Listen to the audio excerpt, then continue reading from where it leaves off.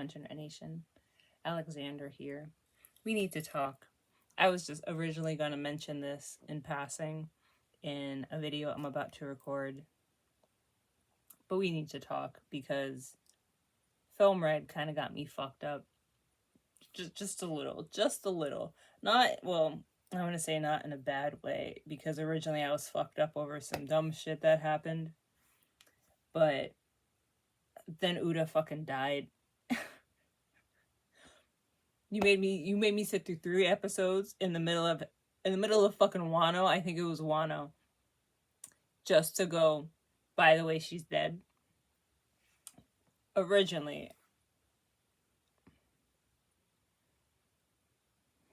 Let me regather all my thoughts. This is basically just going to be like a short rant about what the fuck I just watched, because I've been putting off watching Film Red for a long time now. I wanted to watch a bunch of One Piece movies with somebody, but I don't know. It doesn't look like I'm going to be watching One Piece movies with anybody anytime soon, so I just decided to watch Film Red while taking a bath. Obviously, I didn't finish all of Film Red while in the bath because it's an 1.5 hour long movie, and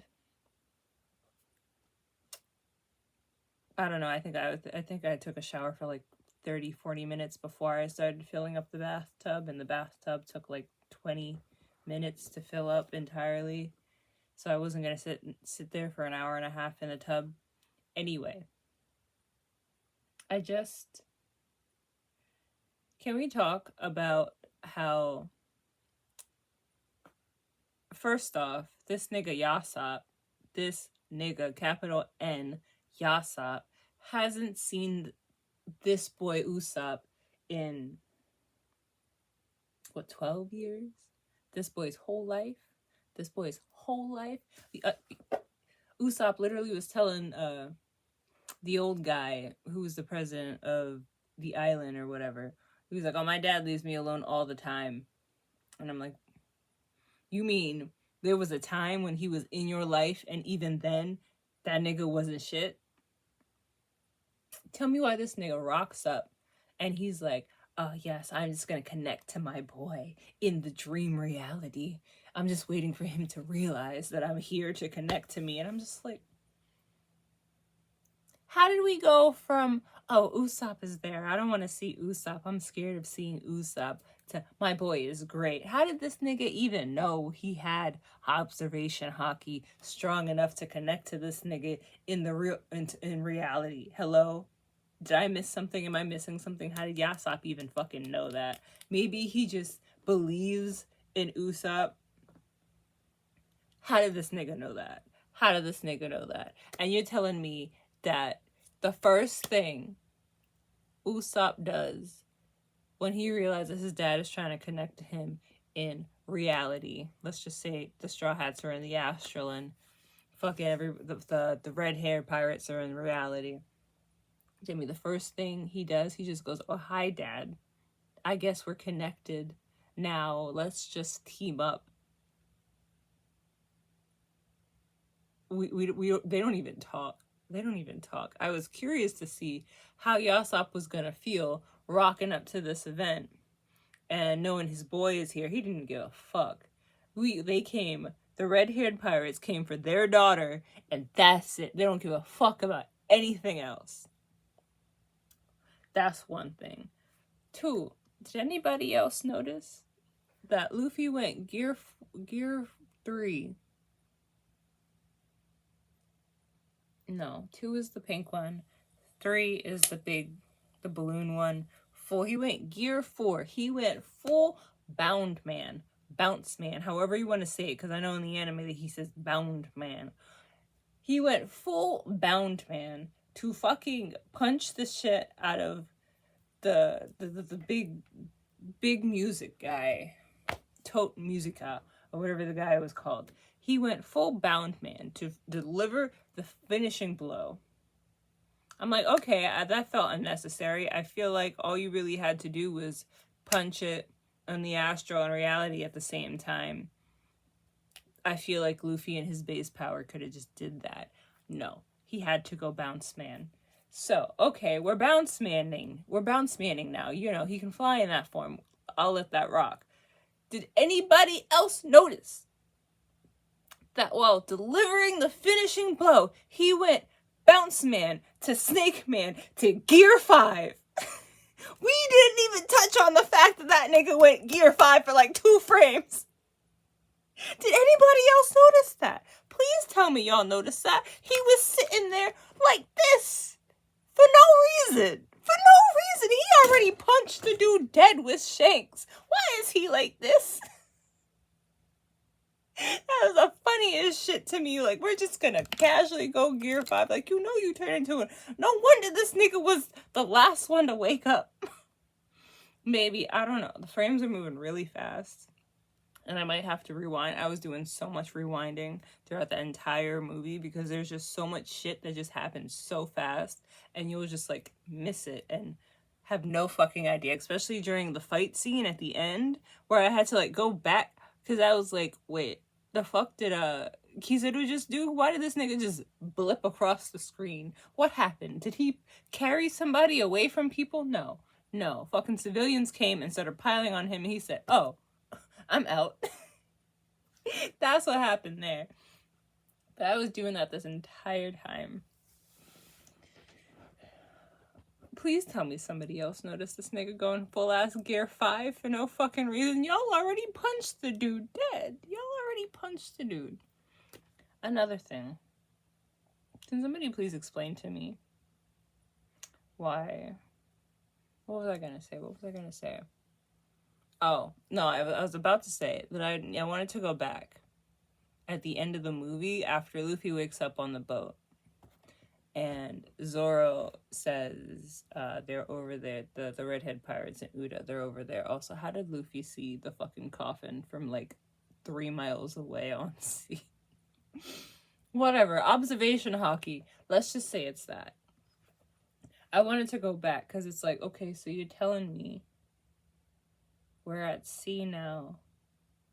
From what I saw, Nami, Robin, and Chopper were in a corner under a blanket. If Nami's not conscious, why are we sailing?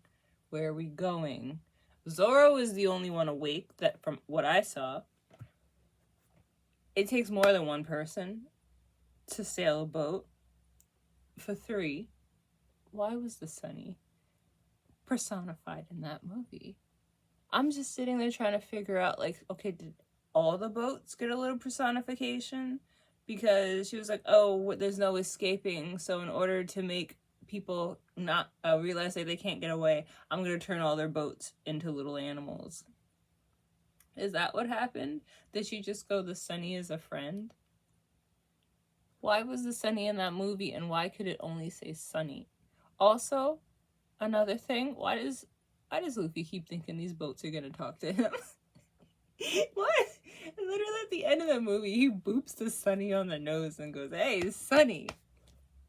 And waits for a response. And I was like, my guy, stop thinking. Like, I guess I'll give him a little slack because when he was talking to the Mary and told the Mary to respond to him, that was after the Mary had called them down at Enies Lobby and told them all to jump into the sea. So I'll give him that. But boy, you know you just woke up from a dream. Why are you patting this boat on the nose talking about, hey, Sunny? Also, why did he randomly shout that he was going to be king of the pirates at the end of that movie? That came out of nowhere. That movie was a fucking trip, and you're really telling me you made me sit through 3 episodes in the middle of Wano just to kill her? For what? Why did they kill her? Why did they kill her? All she had to do was drink the medicine. She said, no, I will not drink the medicine. I must sing for everybody to bring them back. And I'm just like, you could have did both. You could have did. It was a bottle of liquid. It's not like he was like, you have to eat these right now. He said, here, drink this. Why did she throw it? And they only had one? Why did they have that on deck, actually? How did they even know? Anyway, why did... She really could have just drank the medicine and then sang for everybody. I don't understand why she didn't do that. I guess she just wanted to die. She just wanted an excuse to die. And Shanks is too much of a pirate. He really said, you choose death? Alright, okay, cool. It's not like I'm your dad or anything, and I can't be like, little girl, you sit the fuck down, you chug this medicine, and then you go sing for the masses, you son of a bitch. Listen to your father. No, he just said, aye, okay. It's one less mouth to feed, I guess. Like, you really just gave the, oh, she's like Shanks. You telling me she got Figglehorn or whatever the fuck his last name is, blood in her? She's a celestial dragon. Also, why was Charlos there? Who invited this nigga? Why is he rocking up talking about, you belong to me now, I'll pay up 100 billion for you? And I'm like, my guy, to who? Who are you paying money to own her? It seems like it's just her and this old dude on the island. She doesn't have a manager. The closest she has to a manager is, I almost said Grindelwald, but I know that is a far manipulation of whatever the fuck that old guy's name was. She only has him and Shanks. Also, if I was St. Charlos, I would not be rocking up talking about, I'm gonna kidnap you now. After she literally went, oh, hey, Monkey D. Luffy, hey, Straw Hat Luffy, hey, fucking Fifth Yonko of the fucking sea. Hi, you're my bestie. I haven't seen you in forever, bestie. Also, why did everybody think that was the moment to attack her? Also, she sang one song, you guys. Can we, like, at least let the world have a little performance? Can she get tired first? She literally just came on stage and sang one song, and we're just gonna attack her? Really? Right here, in front of everyone, at this broadcasted show. Okay, whatever. Why do the Big Mom Pirates want her anyway? Because she can manifest things in the dream world? Why did she die? She didn't have to die. So many questions, and only more questions as I think about it. Like, I really am about to go back to the end of that movie and watch who was awake at the end. I really want to know who shipped the Straw Hats off. That shit's hilarious. They were really all just on the boat, floating in the sea. And then as the end credits were playing, we were shown everybody around the world listening to her music, including everybody that we know from the Straw Hats past. And I'm just sitting there like, okay. So we see a bunch of people. We see, like, the Heart Pirates, which confused me on when the timeline was. Because if these are memories of people who have listened to her music prior to her first live concert, okay, that's fine. That's dandy. Okay, I accept that. If these are people who are currently listening to her concert, are you telling me that literally everybody we know was about to become a fucking, like, everybody we know was under her influence and was about to die? Everybody we know? Just everybody? That shit is hilarious. I mean, granted, I'm pretty sure everybody was just listening to CDs. There might have been a few people who were listening via transponder snail and watching the concert. Like, for one, you tell me the 5 elders were about to die too? They didn't really seem affected. Like, a lot of people, they showed us people passing out, but the 5 elders were just unaffected. Okay, whatever. It was a good film. I liked the CGI and the graphics. Is that a good way to describe it? I liked the animation. The animation was nice. But it was a One Piece movie, and One Piece movies tend to have a lot of good animation. I hesitated for a moment because I got flashes from all the One Piece movies that I've seen. It's pretty hard to find most of the One Piece movies. So a lot of the ones I've seen are the really old ones, like the first few movies. And those are in the old animation style, which is definitely really different from the new one. But anyway, I just wanted to talk about that because I felt like I wasn't going to be able to just mention in passing my thoughts on this movie because I don't know if you noticed, for the final hit, he went Bound Man to Snake Man to fucking Gear 5. That shit is hilarious. Why did he go Gear 5? He didn't even do anything in Gear 5. He just went full Gear 5. Like, literally, that had to be the reason that his soul went back into his body and he just stayed asleep because Luffy loves his sleep. That boy loves his sleep. He don't give a fuck. My God.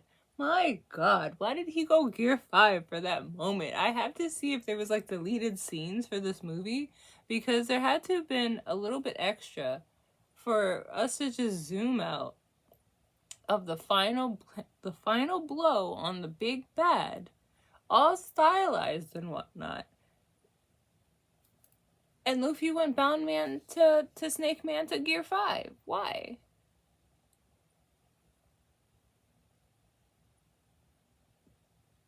Kind of sounds like it's raining.